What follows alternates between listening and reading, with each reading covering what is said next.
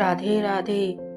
Hello, welcome to my channel. इस बार फिर से स्वागत है मेरे यूट्यूब चैनल में। आज हम बताते हैं माघी पूर्णिमा क्यों है महत्व। पौराणिक कथा देती है खुशियों का आशीर्वाद। 12 फरवरी 2025 को है माघी पूर्णिमा। यह माघ मास का अंतिम दिन होता है। इसके बाद फाल्गुन मास लग जाता है और जाते ही आओ जानते हैं माघी पूर्णिमा के बारे में, पूर्णिमा का महत्व और पढ़ते हैं इसकी कथा। माघी पूर्णिमा का महत्व। माघी पूर्णिमा के दिन संगम पर माघ मेले में जाने और स्नान करने का बहुत महत्व है। पुराणों के अनुसार माघ मास में पूर्णिमा के दिन देवता धरती पर आते हैं और गंगा में स्नान करते हैं। इस शुभ संयोग में दान पुण्य और मंत्र से करें, उन्हें प्रसन्न किया जाता है। पुराणों के अनुसार माघ पूर्णिमा के दिन स्वयं भगवान श्री विष्णु गंगा जल में निवास करते हैं। इस दिन गंगा स्नान करने से विष्णु की कृपा मिलती है तथा धन संपदा, लक्ष्मी, यश, सुख, सौभाग्य तथा उत्तम संतान की प्राप्ति होती है। माघी पूर्णिमा पर गंगा तथा अन्य पवित्र नदियां तथा सरोवर तट पर स्नान करके तिलांजलि देना चाहिए तथा पितृ तर्पण करना चाहिए। इस दिन दान दक्षिणा का 32 गुना फल मिलता है, इसीलिए इसे माघी पूर्णिमा के अलावा 32 पूर्णिमा भी कहते हैं। दान करने से सभी तरह के संकट मिट जाते हैं और जातक मोक्ष को प्राप्त होता है। पूर्णिमा पर माता लक्ष्मी के मंत्रों का जाप करना चाहिए। इससे घर में धन समृद्धि बढ़ोतरी होती है। इस दिन देवी लक्ष्मी जी को पीले तथा लाल सामग्री अर्पित करने से वे प्रसन्न होती है। प्रयोग माघ मासे तृतीय स्नान यत्र वेत्र दशाश्मेघ यत्र श्रोवेण तत्फलम लंबते भुवि। माघ मास के अंदर 3 बार स्नान करने से जो फल होता है वह फल पृथ्वी में 10,000 अश्वमेघ यज्ञ करने से भी प्राप्त नहीं होता है। पद्म पुराण में माघ मास के महत्व का वर्णन करते हुए कहा गया है कि पूजा करने से भी भगवान श्री हरि को उनकी प्रसन्नता नहीं मिलती जितनी कि माघ महीने में स्नान मात्र से होती है।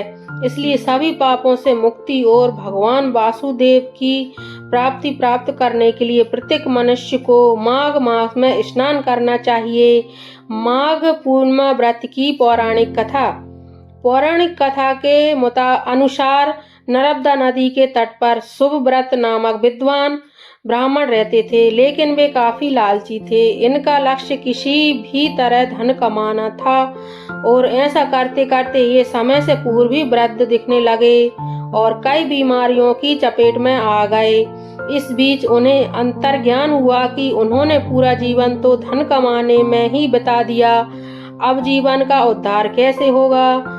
इसी क्रम में उन्हें माघ माह में स्नान का महत्व बताने वाला एक श्लोक याद आया। इसके बाद स्नान का संकल्प लेकर ब्राह्मण नर्मदा नदी में स्नान करने लगे। करीब 9 दिनों तक स्नान के बाद उनकी तबीयत ज्यादा खराब हो गई और मृत्यु का समय आ गया। वे सोच रहे थे कि जीवन में कोई सत्कार्य न करने के कारण उन्हें नरक का दुख भोगना होगा, लेकिन वास्तव में मात्र 9 दिनों तक माघ मास में स्नान करने के कारण उन्हें मोक्ष की प्राप्ति हुई। पूर्णिमा व्रत की कथा। कंती का नगर में धनेश्वर नाम के ब्राह्मण अपना जीवन भिक्षा मांगकर अपना जीवन निर्वाह करते थे। उनकी कोई संतान नहीं थी। एक दिन उनकी पत्नी नगर में भिक्षा मांगने गई, परंतु सभी ने उसे बांझ कहकर भिक्षा देने से इनकार कर दिया। फिर किसी ने ब्राह्मण दंपति को 16 दिन तक मां काली की पूजा करने को कहा। उन्होंने विधिवत पूजा करके आराधना की और तब उनकी आराधना से प्रसन्न होकर मां काली ने दोनों को संतान प्राप्ति का वरदान दिया। कहा कि अपने सामर्थ्य के अनुसार प्रत्येक पूर्णिमा को तुम दीपक जलाओ। इस तरह पूर्णिमा के दिन तक दीपक बढ़ाते जाना जब तक कम से कम 32 दीपक न हो जाएं। इसके बाद ब्राह्मण ने अपनी पत्नी को पूजा के लिए पेड़ से कच्चा आम फल तोड़ कर दिया और उसकी पत्नी ने पूजा की और फल स्वरूप वह गर्भवती हो गई। एक पुत्र के जन्म लिया जिसका नाम देवदास रखा। देवदास जब बड़ा हुआ तो उसे अपने मामा के साथ पढ़ने के लिए काशी भेजा। काशी में धोखे से देवदास का विवाह हो गया। देवदास ने कहा कि वह अल्पायु है, परंतु फिर भी जबरन उसका विवाह करवा दिया गया। कुछ समय बाद काल ने उसके प्राण लेने आया, लेकिन ब्राह्मण दंपति ने पूर्णिमा का व्रत रखा था, इसलिए काल उसका कुछ बिगाड़ नहीं पाया। तभी से कहा जाता है कि पूर्णिमा के दिन व्रत करने से संकट से मुक्ति मिलती है और सभी मनोकामनाएं पूर्णिमा के दिन व्रत करने से संकट से मुक्ति मिलती है और सभी मनोकामनाएं पूर्ण होती हैं। ओम नमो भगवते वासुदेवाय नमः। अब यहाँ कथा की समाप्ति होती है। मेरा वीडियो अच्छा लगे तो लाइक कीजिए, कमेंट कीजिए, शेयर कीजिए और सब्सक्राइब कीजिए। राधे राधे।